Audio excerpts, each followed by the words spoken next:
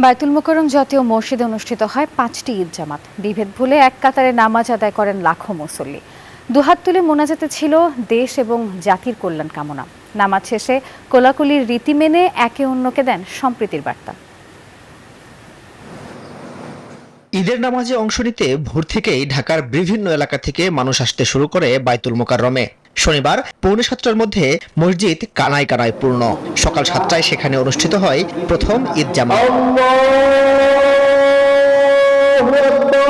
প্রথম জামাতে ইমামতি করেন যাত্রাবাড়ির তামিরুল মিল্লাত কামিল মাদ্রাসার অধ্যক্ষ ডক্টর খলিলুর রহমান মাদানী।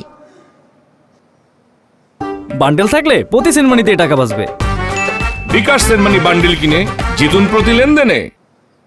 নামাজ শেষে মোনাজাতে মহান আল্লাহর দরবারে দুই হাত তুলে কান্নায় ভেঙে পড়েন মুসল্লিরা। দোয়া সমস্ত মুসলিম উম্মার জন্য। বায়তুল মোকাররমে ৫টি জামাতে নামাজ আদায় করেন কয়েক লাখ মুসল্লি। ঢাকার পাশাপাশি আসেন দেশের বিভিন্ন প্রান্ত থেকেও। তাদের চাওয়া নিরাপদে থাকুক বাংলাদেশ। খুব ভালো লাগছে, বাবার সাথে ভাইয়ের সাথে ঈদের নামাজ আদায় করলাম সবাই একসাথে। আমার অনেক ইচ্ছা ছিল যাতে বাংলাদেশ জাতীয় মসজিদ ওকে নামাজ পড়ার জন্য, তো আসলাম, খুবই ভালো লাগলো আমার কাছে। পশু জবাইয়ের সাথে সাথে আমাদের ভিতরের পশুত্বগুলো দূর করি। আল্লাহ তাআলা আমাদের সবাইকে সেই তৌফিক দান করুন। মুসল্লিদের দোয়াই ছিল ফিলিস্তিনে হত্যার শিকার ও চরম কষ্টে থাকা হাজার হাজার মুসলিমরাও সবাই যেন ভালো থাকতে পারে এবং দেশ শান্তি থাকতে পারে এবং ফিলিস্তিনি যারা আছে তাদেরকে আল্লাহ রহমত করে।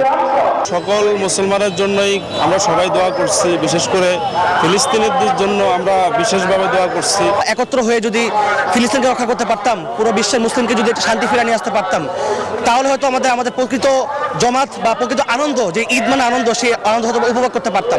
ঈদুল আজহা মহান আল্লাহর প্রতি গভীর আনুগত্য ও চরম ত্যাগের অনুপম নিদর্শন।